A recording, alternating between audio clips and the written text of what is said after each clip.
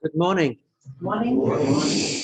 Okay, so I was expecting some announcements first, some news, so I wasn't quite ready, but I am ready. So Mother Teresa, so the title is Mother Teresa and her afterlife, her life and afterlife, because towards the end of this sermon, I am going to give some messages that she has given from Spirit World. But let's look at her life. How many of you know, have heard of her name? Everybody's heard of her name?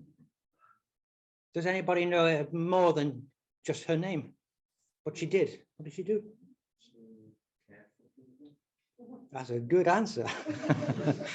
Anything else you know? Yes? Oh yeah, Catholic nun, yes, yeah. Oh, yeah. Yeah, so Catholic nun, and she cared for people. Yes, she got the Nobel Peace Prize. Yeah. She's Albanian. Albanian, wow, you know a lot. Okay, well, I am going to just kind of give an overview about who she was, and then I'm going to go into details about her life. So let's begin with Mother Teresa was a Roman Catholic nun of Albanian descent. You're right. And she founded the Missionaries of Charity, a Roman Catholic order of nuns dedicating to helping the poor and destitute, the lowest of the low, the poorest of the poor, not just anybody, not just helping anybody, but the ones who were suffering in poverty and disease and the most. And she lived in India for most of her life. So the Missionaries of Charity began in 1950 in Calcutta, India.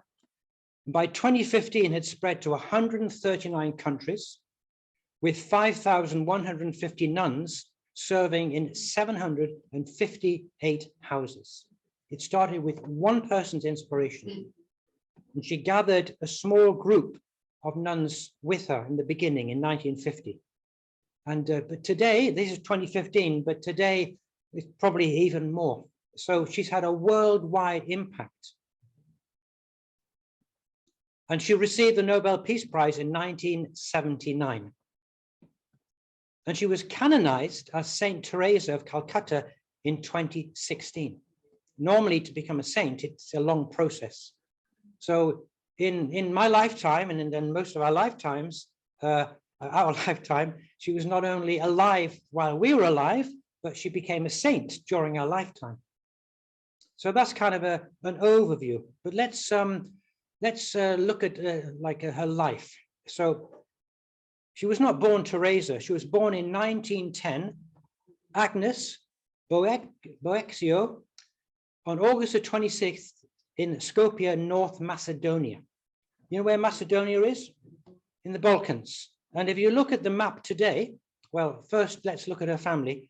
So her parents were Nicola and Drana Boexia. I've got the boy. I've got the right, okay. Boieccio, it's a hard word. And so they were Albanian Catholics. And this is a picture of her older sister and brother and herself, Arga, her sister, Laza, her brother, and herself. And the earliest picture we have of her is when she was 5.5 years old. Okay, so we don't have a lot of pictures of her childhood. And she didn't actually talk much about her life. She didn't want to talk so much about her life. So, but still, we can find a lot of interesting information. So, Skopje today is in the Republic of North Macedonia. It's surrounded by Albania, Kosovo, Serbia, Bulgaria, and Greece. It's a landlocked country. So, where was Skopje in 1910 when Agnes was born? This was Skopje. It was part of the Ottoman Empire. And it was in the last days of the Ottoman Empire. So you might say, well, so she's an Albanian Catholic living in the Ottoman Empire. But actually, underneath the control of the Ottoman Empire were many divisions. These are the ethnic groups, or maybe even more: Albanians, Bulgarians, Croats, Hungarians, Macedonians, Montenegrins, Romanians, Serbs, Slovenes, and Turks in the Balkans. Yeah. And during the last days of the Ottoman Empire, these kind of divisions between these ethnic groups were kind of intensifying. On top of that, we can say there were four major religions: the Orthodox Christians, Catholics, Muslims, and Jews. And there's also divisions and conflicts amongst them. So when she was born, it was relatively peaceful. But within 4 years, there would be two Balkan wars. And in 1914, this is how it looked, with the Ottoman Empire having lost much of its territory, and Skopje was now part of Serbia. Serbia was not Catholic, it was Orthodox Christian. And so the Boeccio family, their religion was not being dominated where they lived. And so it was anybody who's from a different religion would be kind of feel more uncomfortable and didn't really belong. Yeah. And what about to the west? Albania was formed as a state, and Albania was predominantly Muslim. So they were not at home really in Albania because of religion, and they were not really at home in Serbia for the same reason. So that was the situation then. And then in 1919, when she was between 8 and 9 years of her age, her father suddenly died. He was involved in politics. And actually his death was quick, it was quite rapid, and it was mysterious. And it is thought that he came back from some political meeting and he was poisoned. Yeah, but we don't know. So their family, until her father died, was comfortable economically and a happy family. But with the death of the father, then the life was tough. Yeah. And so can you imagine if your father dies suddenly or your mother dies suddenly and you're 8 or 9 years of age? How does that affect you? So, but then her mother turned towards religion. They were already religious, but she turned towards religion more, because in this turmoil, in this conflict and amongst people, you know, you had to find some kind of internal stability. And so she turned towards religion and her whole family. And so her mother had a very strong influence upon her, and she was very close to her mother. Because of all of these divisions, a lot of people were displaced. And so being a Christian, there were two commandments that her mother emphasized. First of all, love the Lord your God with all your heart and with all your soul and with all your mind and with all your strength. That was the first commandment. So if you are a Christian, you put God first and God's love first. But the second commandment was even more important. Love your neighbor as yourself. So this point about love your neighbor as yourself, who is my neighbor? So at that time, because of many displaced people, there are a lot of people hungry and suffering. So what did Agnes's mother do? She invited people to dinner. People who had no home to go to or were really very poor, she would open her home to people. And she said this, her mother said this, my child, never eat a single mouthful unless you are sharing it with others. And this reminds me of father's childhood and how these beggars and people traveling by their home towards China, that, you know, they had to feed them. And if you didn't feed these people, then the father or the grandfather would go without a meal. Yeah. So it's the same kind of heart that, you know, who is my neighbor? And so Agnes asked her mother, you know, all of these people are neighbors, so they are relatives. And she answered by saying, Some of them are our relations, but all of them are our people. All of them are our people. And by people means not just Albanians and not just Catholics. It means all people. And her mother's influence from her childhood, this affected Agnes throughout her whole life. Who she saw as her neighbor, yeah, not just her people that she belonged to, but all people. And so at the age of 12, this is when she had her first religious calling. Yeah. And every summer, Agnes went on a month-long pilgrimage to the shrine of the Black Madonna in Kosovo, just like north, maybe an hour's journey north of Skopje.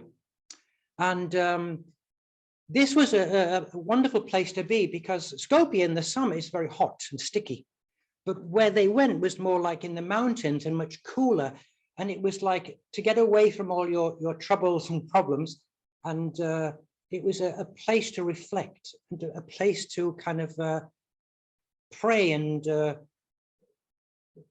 build your relationship with God. And this is the place that she said, I was only 12 years old when I first felt the desire to become a nun. First desire. That she really wanted to kind of give her life to God, for God's work. So that was one thing that influenced her, but also school. So Agnes attended a convent-run primary school and developed great interest in religious matters. This actually is not the primary school. This is her secondary school. And later in secondary school, her school priest, and that's that man sitting in the center, talked about foreign missions and their work among nations around the world. So, you know, she was fascinated by these missionaries who went out to other countries, and this inspired her. And so she said this. In 1925, when she was 15, we got a new Jesuit priest, Father Jambrenkovic. He used to give us the most beautiful descriptions about the experiences they had with the people in India, and especially the children in India. We learned about the Loreto nuns doing work in Calcutta and other places. So at that time, missionary work involved very much just teaching, being teachers. And by teaching people, you could also share the word of God. And there was one order of nuns in Ireland, Dublin, Ireland, called the Loreto nuns, that had existed for more than 100 years, and they'd been sending missionaries to different countries, but in Calcutta they had established some schools. And so when Agnes heard about this was something she felt, I can do this, you know. If I train as a nun, then I can go to India and serve God and contribute something and do God's work. So she, at the age of 18, in 1928, she joins the Sisters of Loreto in Dublin to become a missionary in India. And that's a very big step. She loved her mother and her brother and sister, and she loved her where she lived. But actually, to make that choice to leave your home at age 18. And so it was a big decision, but it's her mother who encouraged her and said, if this is what you feel God is calling you to do, then do this. So she had her mother's blessing.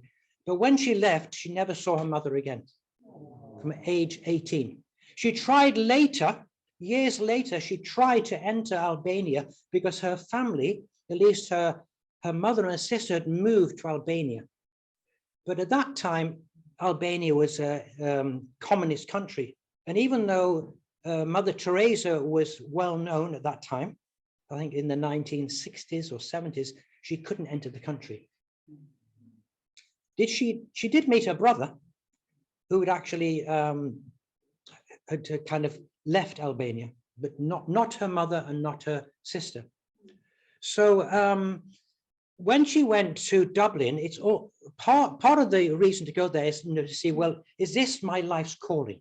So by living with them, then she could see if this is what God is calling her to do.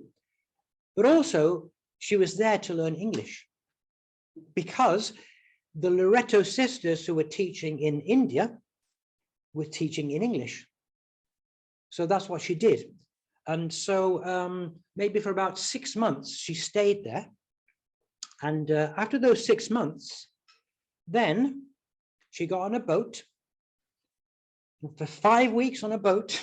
She had a friend with her, like a fellow, a girl who wanted to be a nun. They traveled together by boat 6 weeks, oh no, 5 weeks by boat, all the way to India. And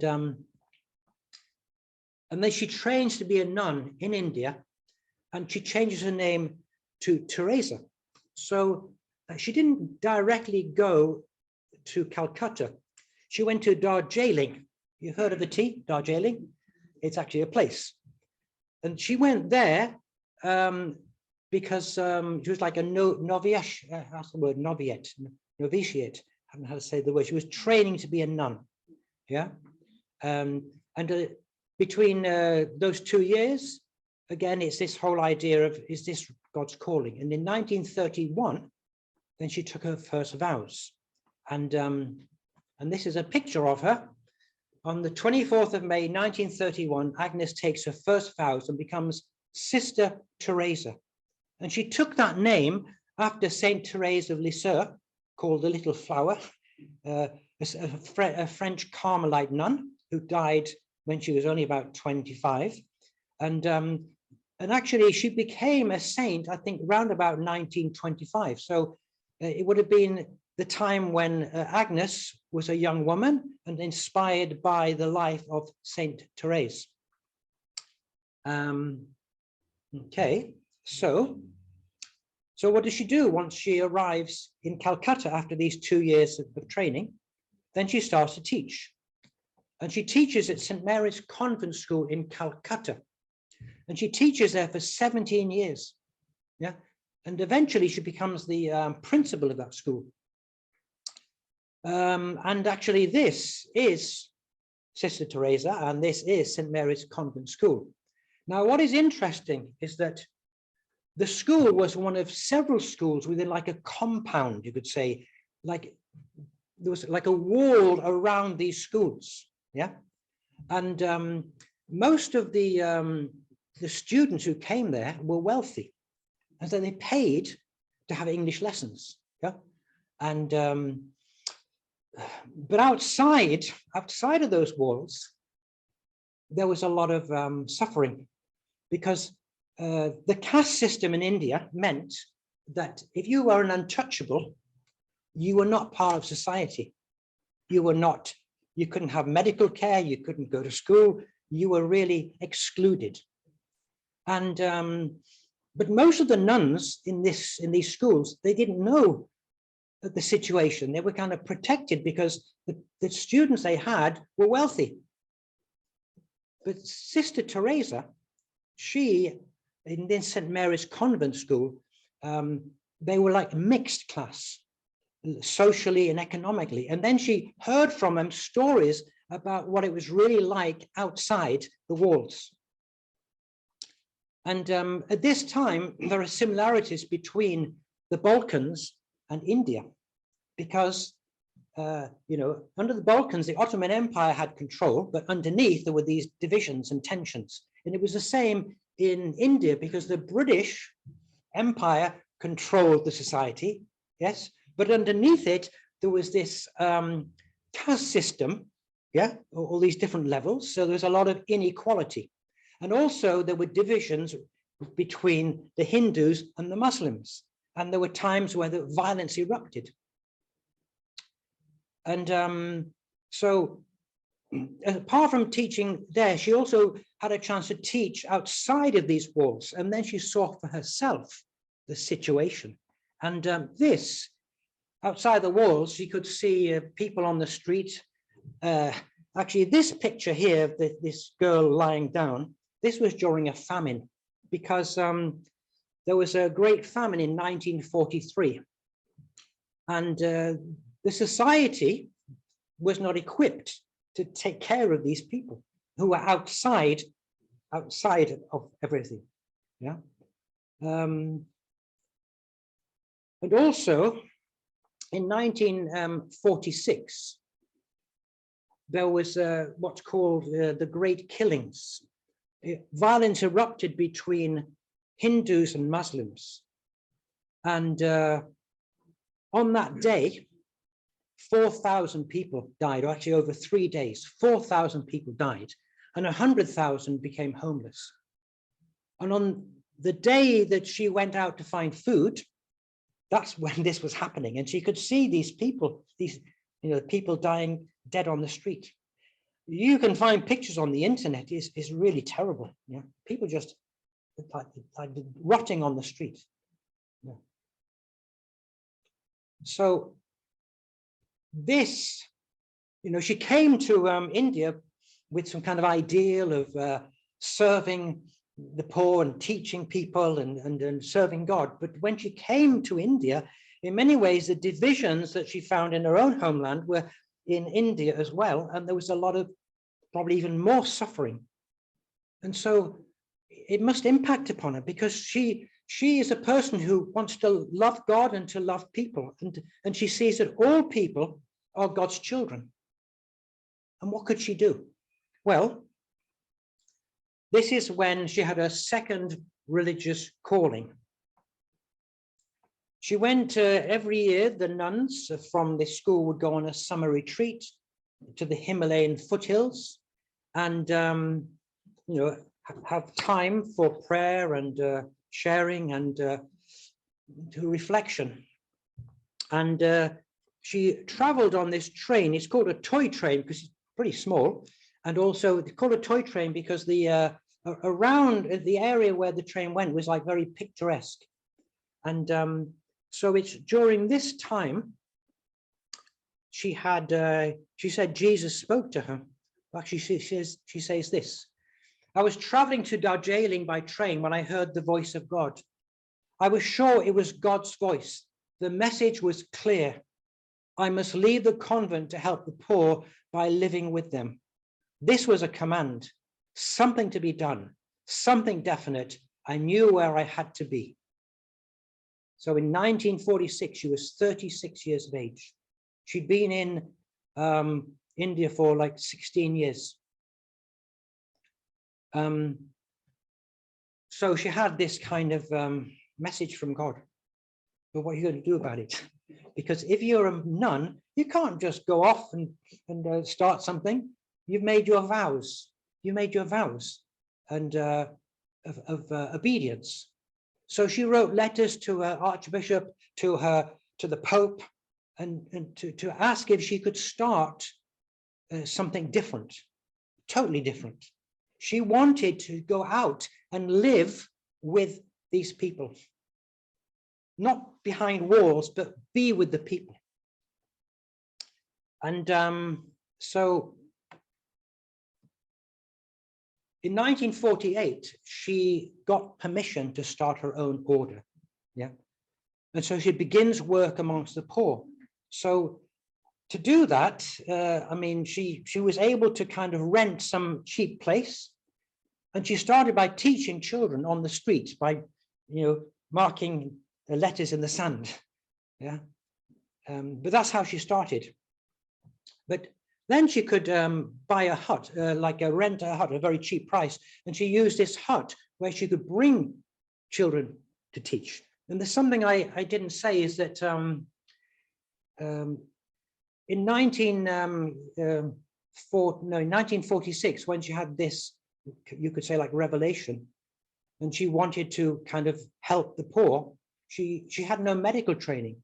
So she went for a few months, she went to a medical missions and she trained to be a nurse. So she would be equipped to help those who are sick and dying.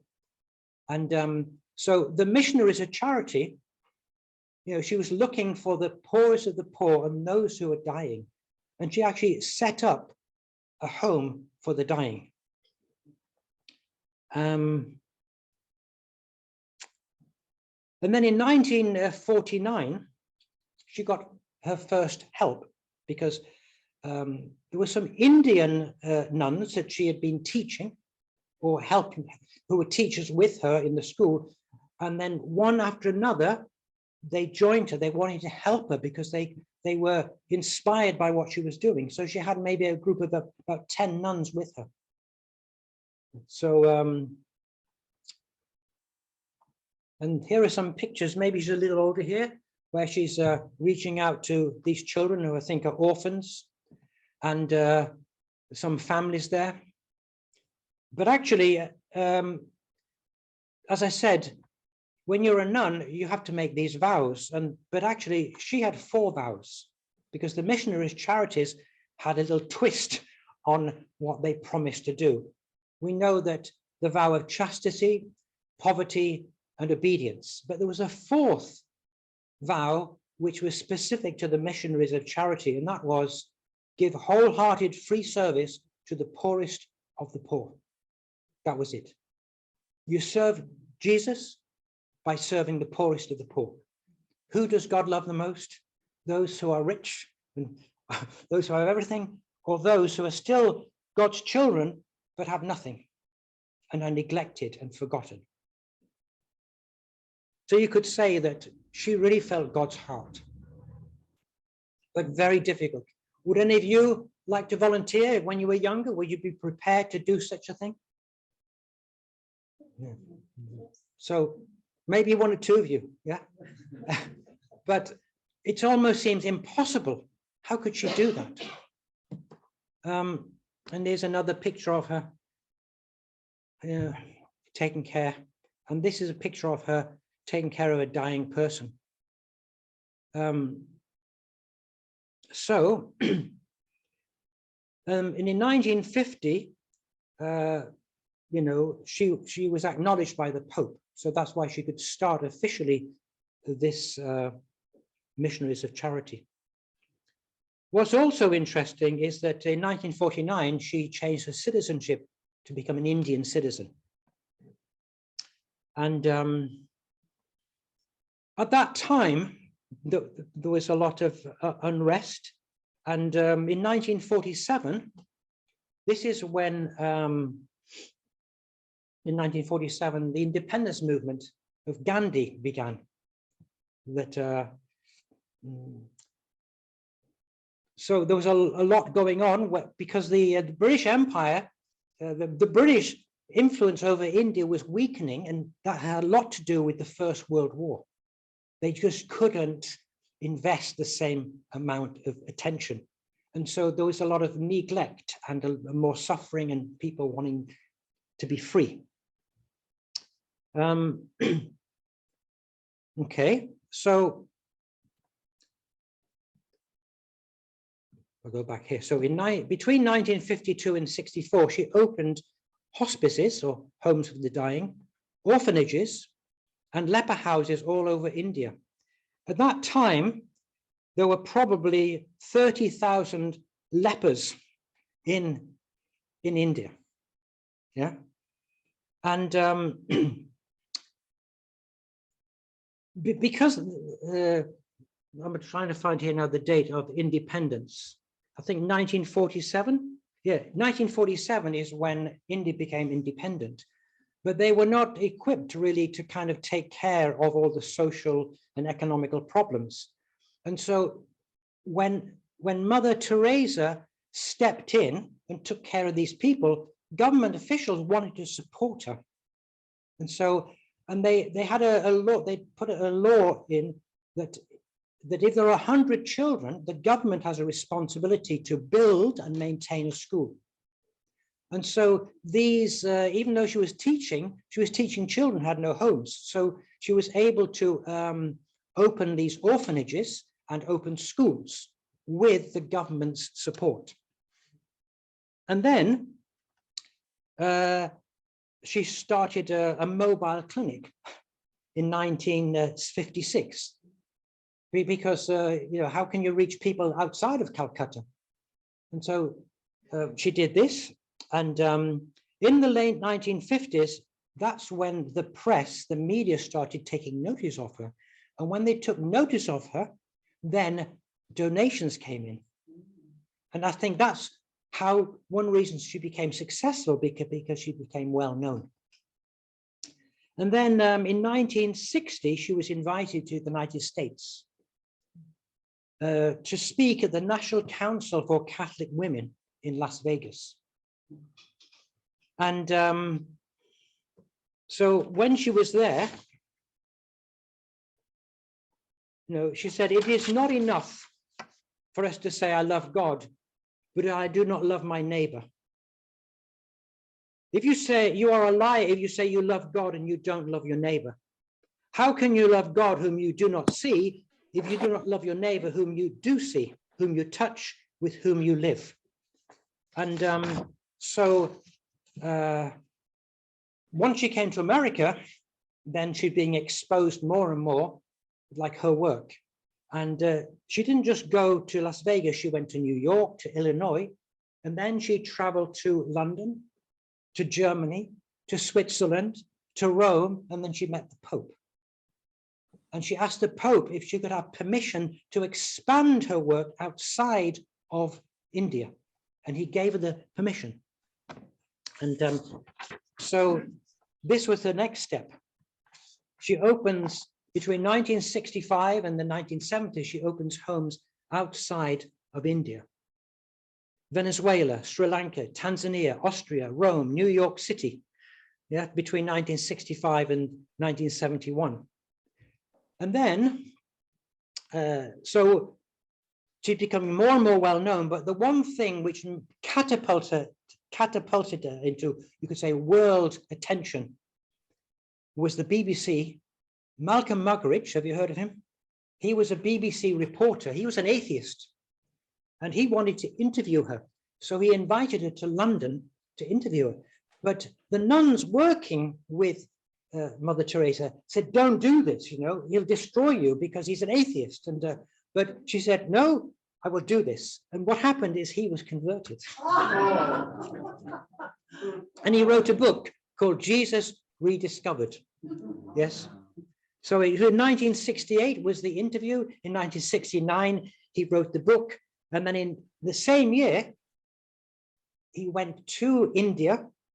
And for 5 days, he recorded the missionaries of charities, the work they're actually doing. And there was something, he had an experience there because they wanted to film inside this room where Mother Teresa was working with these sick or dying people, but the room was dark. But Malcolm Muggeridge said, no, we really need to have this filmed. And then something unusual happened. Suddenly the whole room was filled with a warm light. And so they were able to film this. So for him, this was like a miracle. Yeah. And there were no technical problems at all during those 5 days. Everything went smoothly. So, and then based upon this work, then they made this documentary called Something Beautiful for God, which also became a book which has been translated into many languages. Okay, so by 1975, there were 32 homes around the world, 67 leper colonies, and 28 children's homes all over the world. So it's increasing and increasing and increasing. And then finally, in 1979, she receives the Nobel Peace Prize. Actually, she'd been nominated 3 times before. It took some time. You think, well, why wasn't she given it earlier or immediately? But it took some effort before she finally received it. And when she received it for her service of love to the world. And these are some of her words that she said. I am grateful and I am very happy to receive it in the name of the hungry, of the naked, of the homeless, of the crippled, of the blind, of the leprous, of all those people who feel unwanted, unloved, uncared, thrown away of the society, people who have become a burden to the society and are ashamed by everybody. In their name, I accept the award. So this really shows the depth of her heart.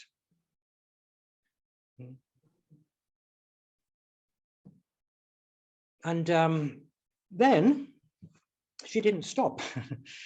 Now that she becomes like a world-known figure and acknowledged, she didn't just focus on her work in India and on the missionaries of charities. She started to do things to bring peace in the world. And this, so in 37 children were rescued in Beirut. And this is a report from the New York Times on August 15th, 1982. Mother Teresa of Calcutta helped evacuate.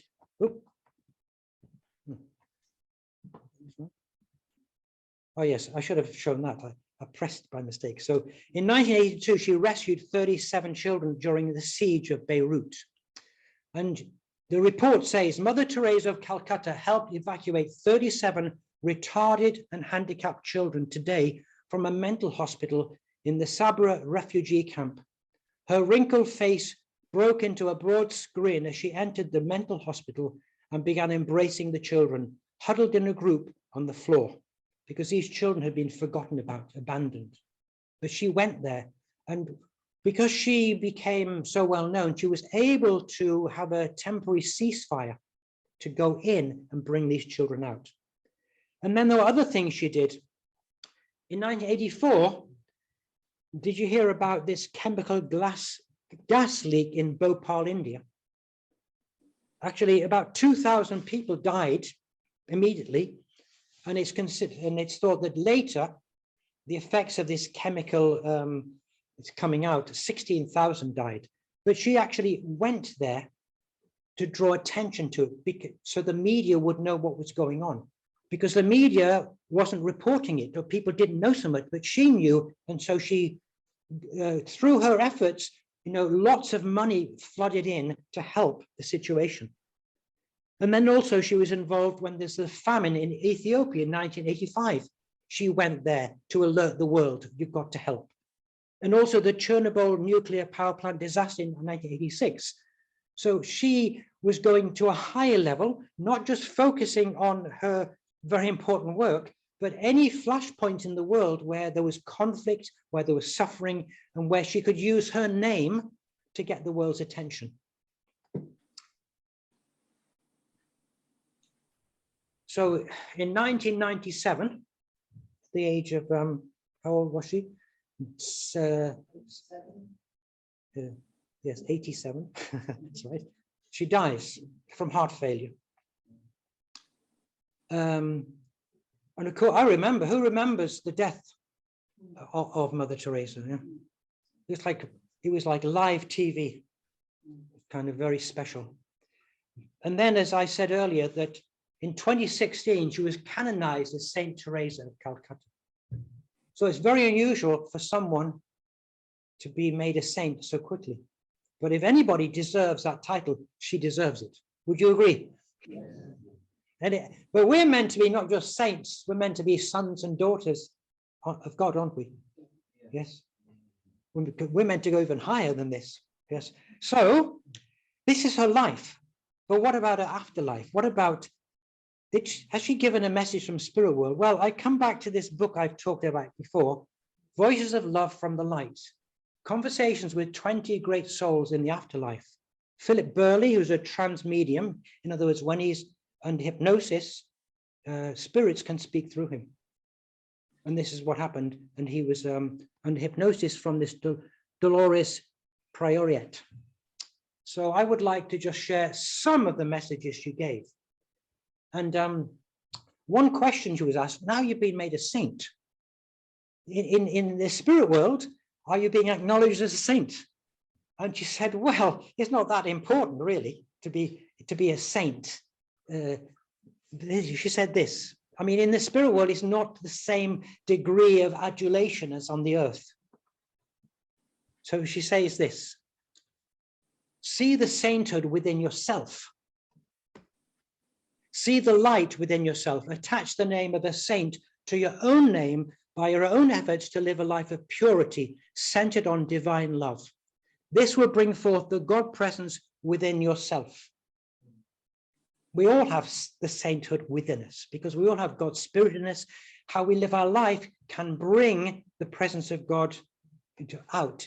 So we can say, so we should all be saints. Yeah. And she also said, If you have the love of God in your heart, you can go anywhere and see God in everyone. That's why she could take care of these dying, sick people. Because she even on earth, I remember reading a quote, she said she could see the face of Christ, she once said, in these people. Because if you feel love, then there's no limit, right? If you have God's love, because God loves these people. So we love these people, we're showing God's love. When you live in true love, it makes you a universal person because you see everyone as yourself. Everyone as yourself. I've been reflecting upon this recently, that every single human being, nationality, religion, young or old, God's spirit is in them because each one of us is created by God. And I would say I can't say I'm better or worse than you. I'm different, I'm unique, but each one of us has God's spirit. That's our identity. That's who we are. And if we can see ourselves in another person, this is how we should, because we have God's spirit in us. And if we have love in us, then we'll see the beauty and the goodness in each other.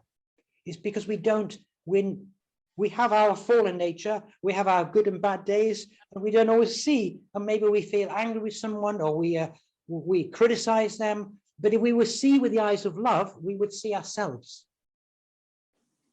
Second message, everything is good when seen from God's perspective. Some of the greatest souls here took their suffering in a positive way and were grateful for the higher lessons learned through their suffering. She said that they learned the lesson of humility. Rather than feeling angry or resentful, why am my life so hard? Why am I having to suffer? What's the point? You know, why? But actually, she said, some of the greatest souls are those who could take this suffering and somehow learn the lessons from it, be grateful for their life. I remember when we used to fundraise years ago, and it's like when you go to the poorest of the people, sometimes they're so generous. Yeah, the ones who have the big houses, they close the door in your face with a cold look. Their hearts are closed. So it also brings up this point is that, you know, she was dealing with, you could say, extreme cases. But all of us have challenges in our life. So what do? Do we complain? Do we feel it's unfair? Oh, do we feel, oh, you know, what have I done wrong? But if we can say, what is the lesson here? If there's something going on in my life, what is the lesson? What is God trying to show me? Is it an opportunity for me to change something? Have I attracted this because of my thinking, because of my feeling? Yeah. Rather than blaming God or just feeling resentful or sorry for yourself, can you take this suffering? Can you take this challenge as something, you know, to be humble and to kind of be grateful that you can learn from it? And I would say, as a parent, you know, I never imagined what it would be like to be a parent. Do any of you already imagine? You can't imagine if you hadn't had children. Yeah. And so, I mean, it's being a parent has many challenges, because years ago, Father said, by being a parent, you'll understand God's heart. You might say, oh, yes, God's heart. Just gonna love everybody. But God's heart is also learning to embrace and love those that are not treating you well or don't appreciate you. You know, if children complain about things, I don't like that. Yeah? Or teaching, when children misbehave, I don't like it. But you have to somehow hold your tongue and, you know, learn to kind of just show love anyway. Difficult. In my heart, I did not see the squalor, disease, and poverty, because I saw the light of Christ in each one. So that's what I was saying earlier. If you see the light of Christ in each person, you don't see all the disease and squalor. Third message. I was a working model of how to bring God to earth. Now, this is interesting. So how was she a working model? Because she was successful. She did show love to these thousands and probably millions of people. I sought to give them peace through an experience with God, not by preaching or teaching, but by service. This is why I was effective and successful. We cared for their bodies and fed them first. They were touched. That's her point. She was successful because she served them. That's how she reached them. Of course, probably some of them wanted to turn to God or become Christians because of the love they received. But she didn't go out telling them the truth, but she served them. She reached their heart. That moved them. And she says, actually, when she went to spirit world, she could meet some of those she cared for. And one girl in particular, she remembered meeting, and what a joyful moment it was to embrace and to meet this same girl. So you can imagine all those people who she cared for, but died, or even didn't die, but were really cared for. In spirit world, she meets them, and they are so grateful, and they're so joyful. The voice of God guided me on earth. So how was it that she was able to do this? She says this: I was surrounded by my own angelic force, my spirit guides and teachers. They poured into me a mixture of their knowledge and love combined with my own. It poured out into the world through me. And I find this very interesting because every single one of us, including me, including you, we are surrounded by a team of spirits. Angels, we know, of course, in the Catholic Church, they talk about the guardian angel, yes? Angels, spirit guides, ancestors. We are not alone. And so that's how she could do it. She was not alone. Of course, you could say, well, I felt God's love and I could see through God's eyes, but she was being guided. It says here, they poured into me a mixture of their knowledge, understanding, and their love. So she was being helped. She's being raised up. She was chosen. The circumstances of her childhood where all these divisions, but her mother embraced those who were not actually her own people, but treated them as her own people. That was the foundation where she learned to accept everybody and to see the good in everybody, and that all people are God's children.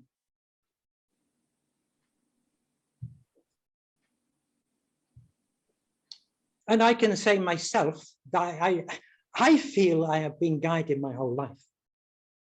I'd like to show, how many of you feel that you are surrounded by a team of spirits and angels? How many of you feel this? Well, if you don't feel it, you're still being guided. I mean, I've said before that when I was teaching, and what do I teach today? I'm not sure what to do. I get this sudden inspiration just coming to my head from nowhere. Yeah, that's how it works with me. I am being guided. All of us are guided. All of us are special. You might think, well, Mother Teresa was just kind of different from everybody else, but she says from spirit world, I was no different.